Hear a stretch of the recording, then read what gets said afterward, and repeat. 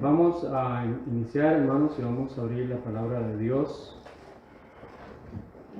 Vamos a abrir la palabra de Dios y vamos a ir al libro de Segunda de Samuel, capítulo 6. Y ahí vamos a tener la primera lectura, porque vamos a tener dos lecturas, porque vamos a tener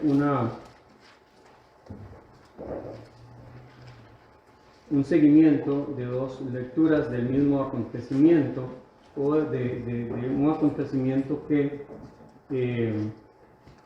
no termina aquí. Segunda Samuel, capítulo 6, del 1 al 11. Segunda Samuel, capítulo 6, 1 al 11.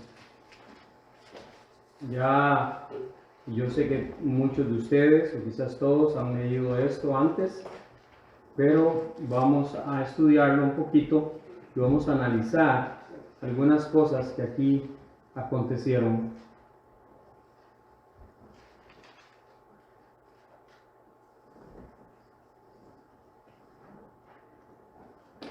¿Todo lo tenemos, hermanos?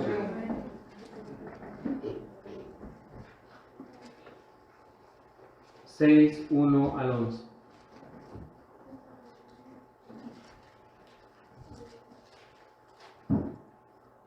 Leo para ustedes, hermanos. Así dice la palabra de Dios.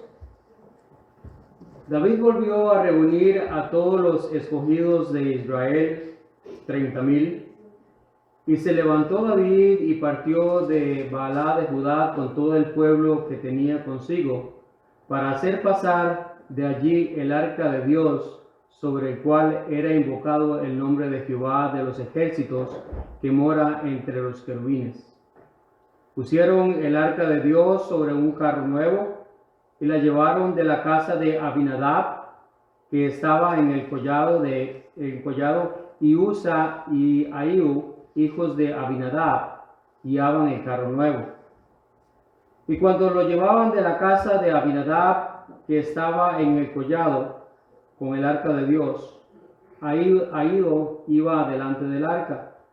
Y David y toda la casa de Israel danzaban delante de Jehová con toda clase de instrumentos de madera de haya, con arpas, salterios, panderos, flautas y címbalos. Cuando llegaron a la era de Nacón, Usa extendió su mano al arca de Dios y la sostuvo, porque los bueyes tropezaban.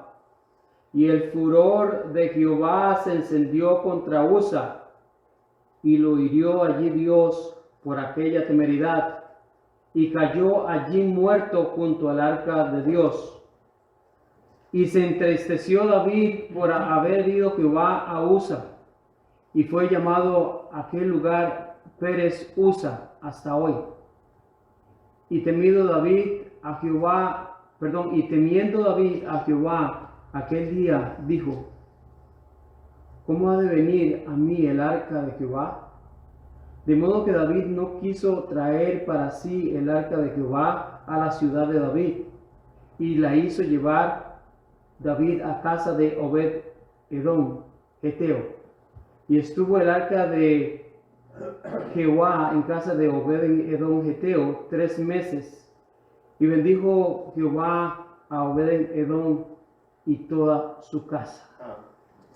Padre, te damos gracias infinitas, porque podemos estar aquí en tu casa, podemos estar aquí en tu templo, porque nos das la gran oportunidad de poder venir y cantar, poder venir y escuchar tu palabra, poder venir y escuchar tu enseñanza. Queremos pedirte en este momento que quites de nuestro corazón cualquier orgullo que ahí esté, y que pongas humildad para que podamos entender tu palabra y que podamos, Señor,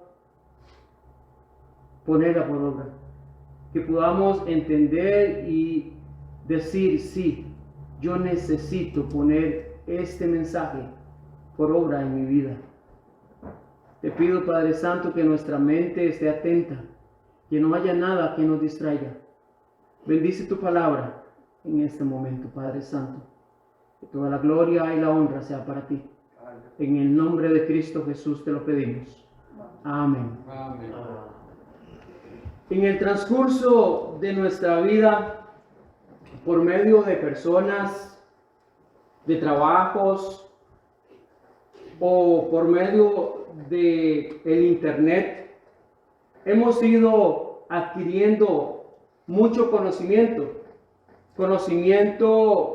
de varias cosas. Pero hermanos, ese conocimiento no nos vale de nada o no nos sirve de nada si no lo ponemos en práctica. Por ejemplo, si yo sé de mecánica y yo no arreglo el carro de mi casa, pues de nada vale que yo sepa de mecánica. Si, por ejemplo, yo sé cocinar, pero nunca cocino en mi casa, ¿de qué vale que yo sepa cocinar? Es en vano que yo sepa cocinar. Si yo sé de jardines, pero resulta que el zacate de mi casa llega hasta la rodilla, ¿de qué vale de que yo sepa de jardines? Definitivamente, hermano, ese conocimiento de nada me sirve. Y es eso precisamente lo que sucedió con el rey David cuando él trató de llevar el arca a Jerusalén. Él tenía el conocimiento, pero no lo puso en práctica. Lo hizo por mala gana. Lo hizo porque quería hacerlo, por una mala acción. No, estoy seguro que no. Pero lo cierto del caso es que tenía el conocimiento, pero no lo puso en práctica. Entonces, ¿de qué le valió ese conocimiento? Y ese conocimiento que él no puso en práctica terminó mal. Terminó muy mal.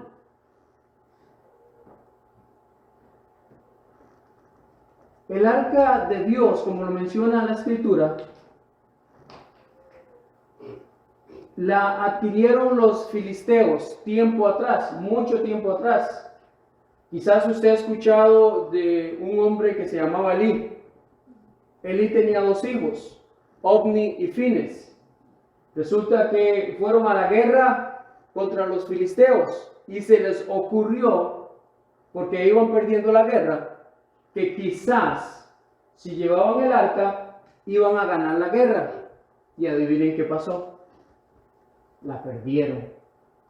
Los filisteos se adueñaron del arca, mataron a Ofni y a Fines, y vino uno de los que estaba ahí en la guerra corriendo, se escapó, vino donde Elí, le dijo a Elí lo que había pasado, y dice la palabra de Dios que se fue para atrás y se desnucó. Una de las esposas no recuerdo si era de Ofni o de Fines, estaba embarazada y ahí mismo se le vino el niño. Entonces, los filisteos de esa manera fue como se apoderan del arca. El arca era símbolo de la presencia de Dios. Dios mismo había mandado a que se hiciera. Había dado instrucciones precisas de cómo hacerla. De cierta madera, creo que era acacia, se forró de oro por dentro y por fuera. Dio todas las instrucciones. Dijo que se le pusieran unas argollas en cada esquina y que se hicieran 2 barras y que se forraran de oro. Esas barras servían para cargar el arca, para transportarla, porque no se podía tocar. Y solamente los levitas podían transportar el arca. Cuando los filisteos se llevan el arca, la llevan al templo de su dios, que se llamaba Dagón, si más no recuerdo. Ese Dagón era mitad hombre y mitad pescado. O sea, era algo así como un sireno. más o menos. Y ahí lo pusieron. Se fueron los filisteos y al día siguiente llegaron y Dagón estaba tirado en el piso. Así pasó por varios días. Y resulta que los filisteos comenzaron a llenarse de tumores y pelotas. Y llamaron a unos sacerdotes o magos ahí y preguntaron, solamente estoy contando la historia a grandes rasgos porque hay muchos acontecimientos dentro de la historia. Y resulta que ellos quisieron devolver el arca porque lo que estaba pasando, pero esos magos o hechiceros, no recuerdo muy bien, le dijeron, no la pueden devolver vacía. Y si cada uno de ustedes tiene 3 tumores, tiene que hacer 3 tumores de oro y meterla ahí en el arca y mandarla. Entonces cada uno fue echando y echaron los tumores, y me parece que unos ratones o algo así, y la mandaron. Pusieron un carro, una carreta, podría ser, y pusieron unas vacas ahí y la mandaron, los devolvieron. Resulta que habían unos, me parece que estaban unos agricultores y vieron el arca y se pusieron muy contentos, pero cometieron un gran error. ¿Sabe qué hicieron? La destaparon y murió mucha gente. Mucha gente.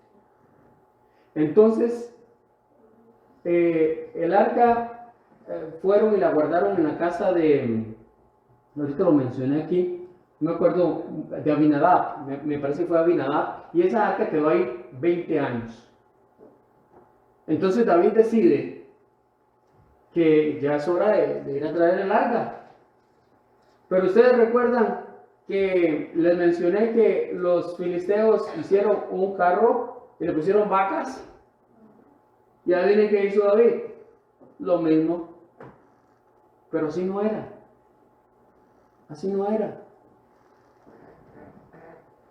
Hermanos, así no era lo que Dios había estipulado para traer el arca a Jerusalén. Es muy triste ver lo que aquí pasa. El mensaje de hoy lo he titulado ¿Cómo estamos llevando el arca a Jerusalén? ¿Cómo estamos llevando el arca a Jerusalén? Quizás no entienda usted el título en este momento, pero en unos momentos le voy a explicar. La historia no acaba ahí, hermanos. La historia no acaba ahí. La segunda parte la encontramos en Primera de Crónicas, y le pido que vaya conmigo.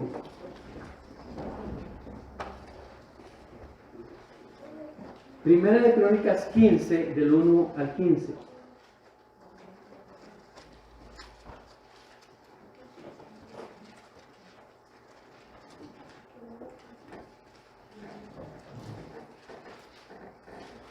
Primera de Crónicas, capítulo 15, del 1 al 15.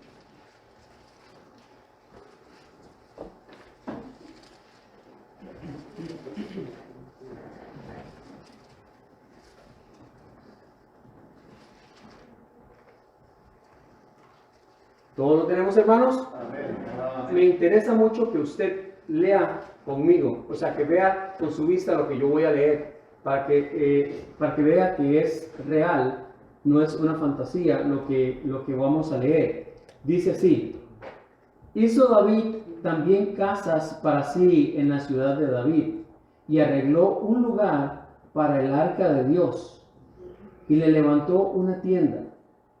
Entonces dijo David: el arca de Dios no debe ser llevada sino por los levitas.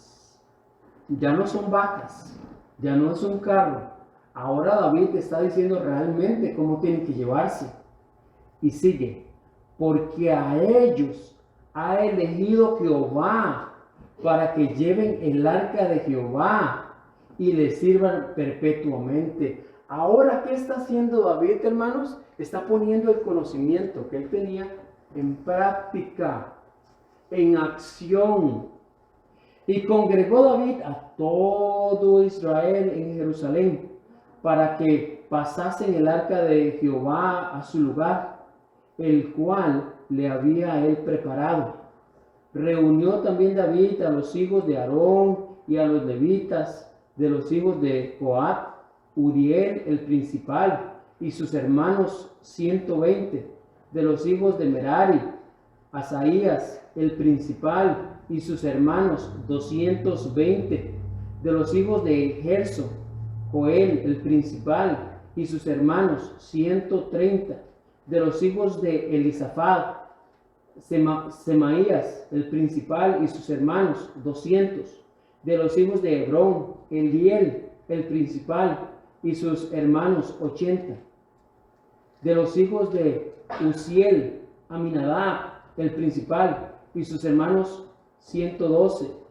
Y llamó David a los sacerdotes Sadoc y Abiatar, y a los levitas Uriel, Asías, Joel, Semaías, Eliel y Aminadab, y les dijo: vosotros que sois los principales padres de las familias de los levitas, santificaos, vosotros y vuestros hermanos, y pasad el arca de Jehová, Dios de Israel, al lugar que he preparado.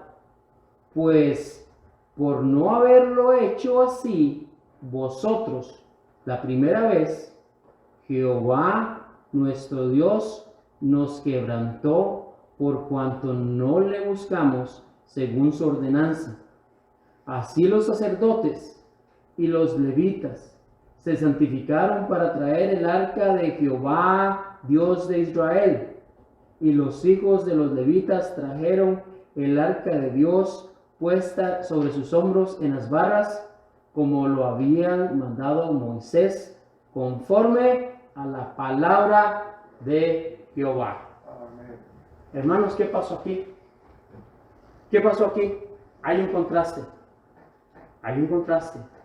En la primera lectura vemos que David va, hace un carro nuevo, pone unas vacas, hermanos, y él tenía la noción de que eso era lo correcto.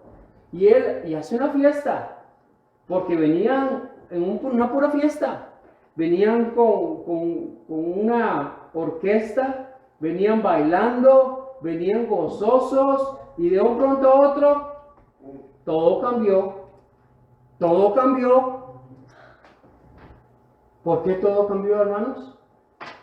Porque tenía el conocimiento, pero no lo puso por obra. No hizo lo que él sabía. Hizo todo lo contrario. Vamos a analizar, hermanos, algunas cosas que aquí pasaron. Y déjenme decirle, hermano, y ponga mucha atención a esto. Cuando usted y yo ignoramos la palabra de Dios, el final es tragedia. Usted puede saberla y yo la puedo saber, pero si yo no la hago, el final es tragedia. No importa si usted lo cree o no, es la realidad. Y eso fue lo que pasó aquí. Fue una tragedia lo que pasó. Hermanos, en 2 de Samuel, capítulo 6, vaya conmigo, versículos 6, 7 y 8. 2 de Samuel, capítulo 6, versículos 6, 7 y 8. Leo para ustedes. Cuando llegaron a la era de Nacor, Uza extendió su mano al arca de Dios y la sostuvo, porque los bueyes tropezaban. Y el furor de Jehová se encendió contra Uza, y lo hirió allí Dios por aquella temeridad, y cayó allí muerto junto al arca de Dios. Y se estremeció David por haber herido Jehová a Uza, y fue llamado a aquel lugar Pérez Uza hasta hoy. Hermanos, cuando no se hace lo que la palabra de Dios dice, como en este caso, las personas sufren por no hacer lo que Dios manda. Imagínese usted Este muchacho Usa tenía papá, tenía mamá. Yo no sé si tenía esposa o hijos. Esta gente sufrió. ¿Por qué? Solamente porque David no quiso poner en práctica lo que él sabía. ¿Y cómo sé que él sabía? Porque en la segunda lectura vemos que hizo lo que era correcto. Hermano, cuando no hacemos lo que sabemos que dice la palabra de Dios, hay gente que va a sufrir. Una mamá, usted como mamá, ¿qué haría? ¿Qué sentiría que su hijo muera porque otra persona no quiso hacer lo que es correcto, lo que dice la palabra de Dios? Hijos, quizás, no sé, porque la Biblia no me lo dice. Hijos quizás quedaron huérfanos. Un papá quedó sin un hijo. Entonces las personas sufrieron por no hacer lo que Dios manda en su palabra, porque David no hizo. Hermanos, vamos a 1 de Crónicas 15:13, por favor.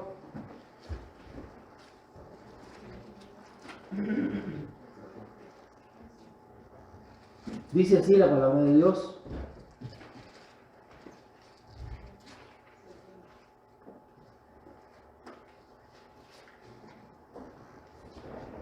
Aquí hay algo interesante.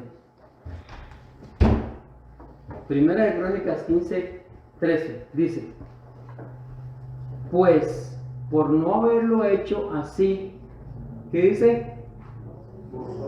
Vosotros.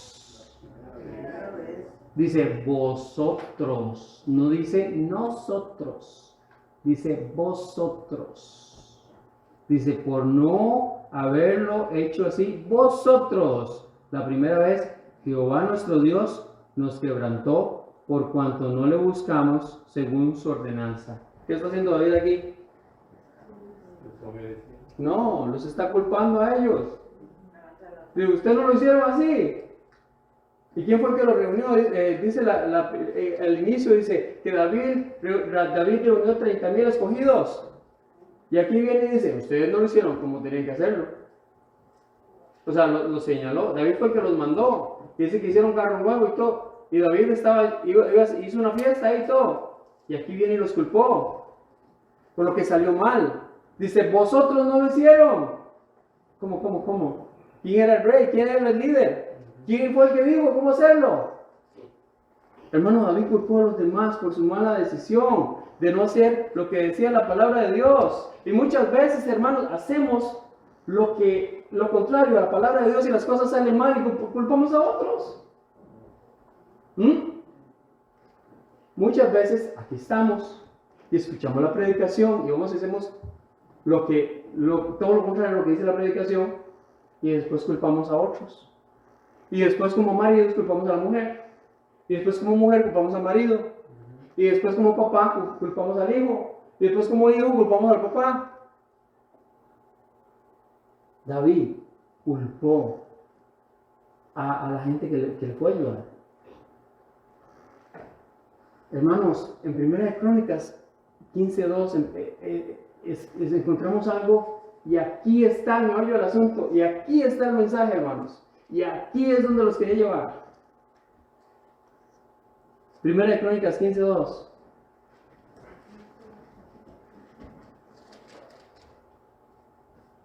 Dice: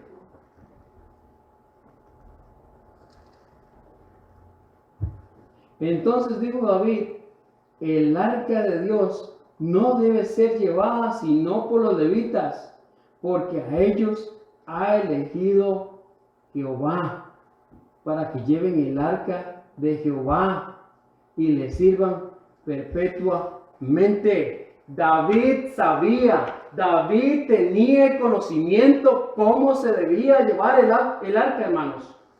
Y no lo hizo así. No lo hizo así. El hecho de que él tuviera el conocimiento de cómo llevar el arca no fue suficiente. No fue suficiente. Él tenía el conocimiento y no fue suficiente. Hermano, ¿cómo estamos llevando el arca a Jerusalén? Usted, hermano, tiene conocimiento. Usted sabe la palabra de Dios. ¿Cómo está llevando el arca a Jerusalén? ¿Usted está poniendo por obra lo que aquí escucha? ¿Lo que usted sabe? Hermano, en Santiago 1:22 dice, pero sed hacedores de la palabra y no tan solo oidores, engañándoos a vosotros mismos. ¿Usted entiende ese versículo, hermanos? Lo hemos escuchado muchas veces, pero escuche muy bien lo que le voy a decir.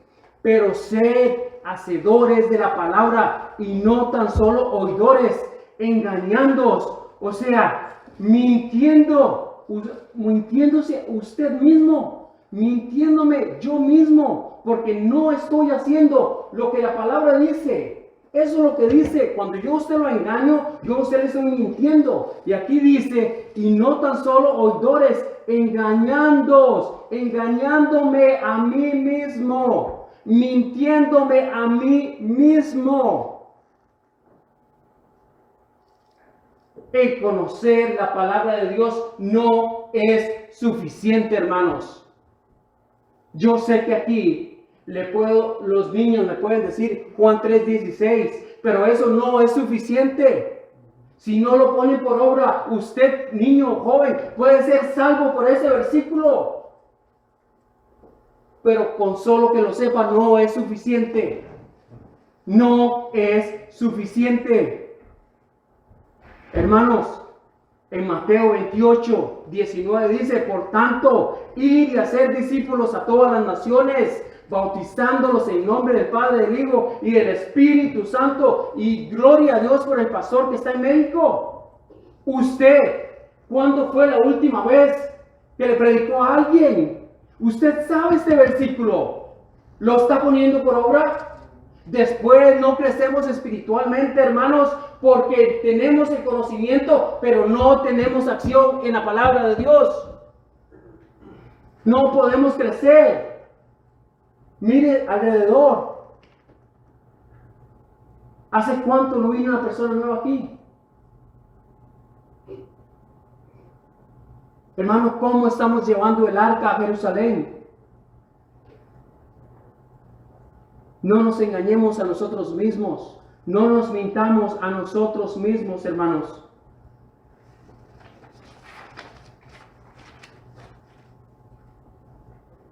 Maestras de escuela dominical, qué bueno que ustedes les enseñen versículos bíblicos a los niños.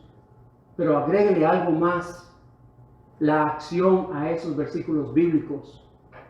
Que los pongan por obra los niños también. Porque el conocimiento no es suficiente.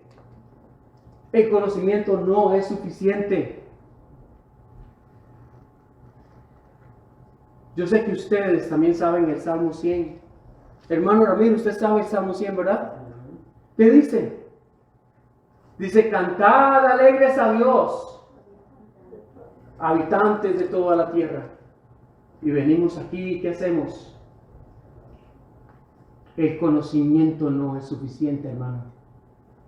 La Biblia nos insta a venir y cantar alegres. ¿Lo hacemos, hermano? ¿Cómo estamos llevando el arca a Jerusalén, hermanos? ¿Cómo estamos llevando el arca a Jerusalén? Y sigue el Salmo 100 y nos dice, servir a Jehová con alegría, venir ante su presencia con regocijo. ¿Ah? Con regocijo, alegres. No estar viendo el reloj a ver a qué hora termina el servicio. Venimos aquí, hermanos. Venimos porque queremos venir. Si usted viene aquí por compromiso, mejor no venga, hermano. Venimos porque queremos estar aquí. Y si queremos estar aquí, vengamos y regocijémonos en la palabra de Dios. Amén. Estemos alegres. Porque si no, el conocimiento no es suficiente. ¿Cómo estamos llevando el arca a Jerusalén, hermanos? El Salmo 100 sigue diciendo, Él nos hizo y no a nosotros mismos. Pueblo suyo somos y ovejas de su prado. Y dice, y entrad por sus puertas con acción de gracias. Amén. Por sus atrios con alabanzas. Alabadle, bendecid su nombre. porque Jehová es bueno, para siempre es su misericordia y su verdad por todas las generaciones. ¿Cómo estamos llevando el arca a Jerusalén, hermanos? Jóvenes, la Biblia nos enseña y nos dice, no os unáis en yugo desigual con los incrédulos, porque qué compañerismo tiene la justicia con la injusticia, y qué comunión la luz con las tinieblas. ¿Usted entiende eso, joven? Eso significa que escoja muy bien con quién usted se va a casar. No es una fantasía. Aquí lo que está diciendo es que escoja a su esposa o a su esposo una persona temerosa de Dios, que sea cristiana. Porque si no, va a ser una tragedia. ¿No me cree? Pregúntele a sus papás. Y yo sé que ellos le pueden mostrar muchos ejemplos de jóvenes que han terminado mal porque han escogido una persona errónea.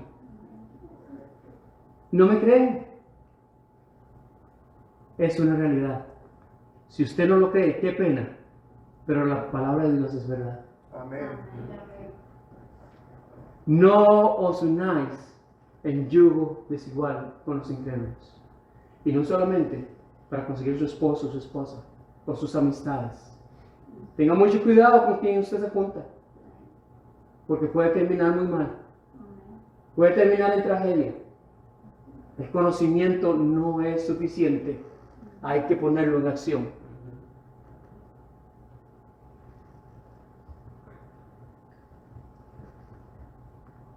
En Colosenses 3:23 dice algo muy importante. Y todo lo que hagáis, hacedlo de corazón, como para el Señor y no para los hombres. Amén. ¿Usted sabe qué significa eso? Eso significa venir a armar el play y no decir, ahí se va. Eso no puede ser. Eso no puede ser. Eso no puede ser. Eso significa ir a trabajar y dar su mejor esfuerzo. Eso significa hacer el mejor esfuerzo en cualquier cosa que usted haga. Dice, y todo lo que hagáis, hacerlo de corazón, como para el Señor y no para los hombres. Y más aún, cuando venimos a trabajar a la iglesia. Y más aún, cuando venimos a trabajar a la iglesia, hermanos. Es serio, hermanos. Es lo que dice la Biblia. Necesitamos ponerlo en acción. Necesitamos ponerlo por obra.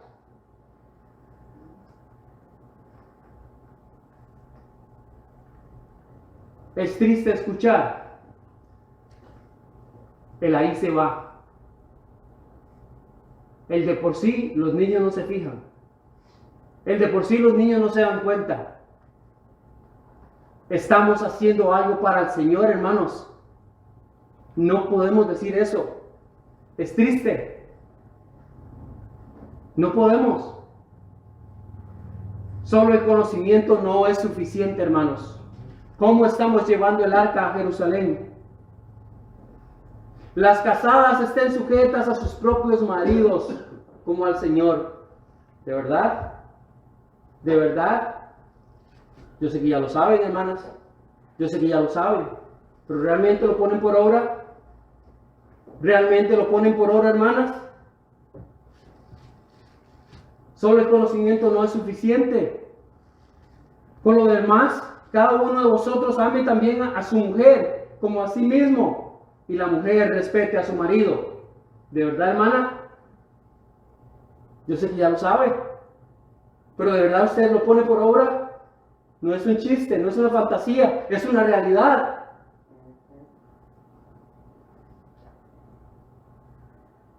El conocimiento no es suficiente. Hay que ponerlo por obra. Si usted no pone por obra, si yo no pongo por obra la palabra de Dios, no voy a crecer espiritualmente y va a ser una tragedia. Si el marido no ama a su mujer como Cristo amó a la iglesia, va a ser una tragedia, hermano. Yo sé que usted ya lo sabe. Yo lo sé, pero si yo no lo hago, es una tragedia. Porque el conocimiento no es suficiente. El saberlo no es suficiente. Hay que ponerlo por obra. David sabía, hermano, cómo tenía que llevar el arca a Jerusalén y no lo hizo. Y fue una tragedia. Yo no le estoy diciendo a usted nada nuevo. Ninguno de los versículos bíblicos que he mencionado, usted no los desconoce. Yo sé que usted lo sabe. ¿Los ha puesto por obra? ¿Los he puesto por obra? Por eso no crecemos espiritualmente, hermano.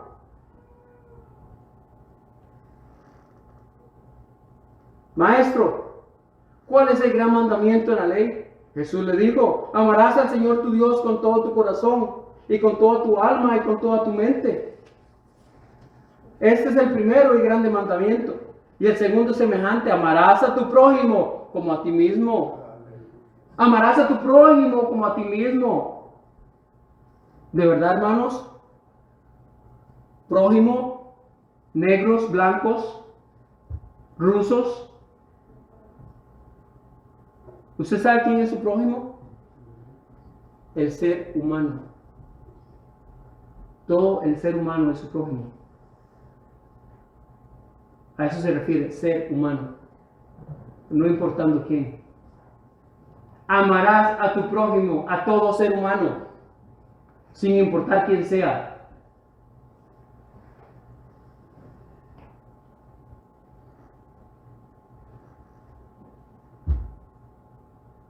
Jóvenes,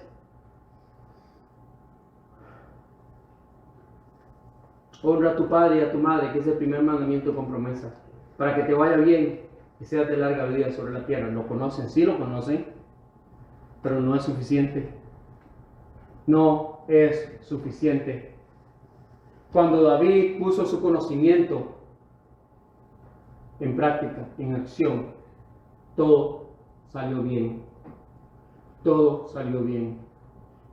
El arca de Dios fue transportada como tenía que ser y fue una bendición para el pueblo de Israel. El conocimiento no es suficiente. Hermanos, los insto que hoy usted analice y piense cómo usted y cómo yo estamos llevando el arca de Dios a Jerusalén. No es una fantasía, es la palabra de Dios. Padre Celestial, gracias por tu amor. Gracias por tu misericordia. Gracias por tu palabra. Te pedimos, Padre, que quites orgullo de nuestro corazón. Que podamos entender, Señor, lo que acabamos de escuchar. Y que podamos ponerlo por obra, Padre Santo. Que podamos entender que el conocimiento no es suficiente, porque tu palabra dice que el conocimiento envanece. El mucho conocimiento nos llena de orgullo, Padre. Ayúdanos, Señor, a complementar ese conocimiento con obras, Padre, con acciones. Porque si no, Padre, no importa cuántas veces yo he leído tu palabra de pasta a pasta, si no hay acciones, Señor, si no la pongo por obra, de nada vale, Padre. Ayúdame, Señor, a llevar, Señor, el arca, Señor, a Jerusalén de la manera correcta, Padre. Gracias, Señor.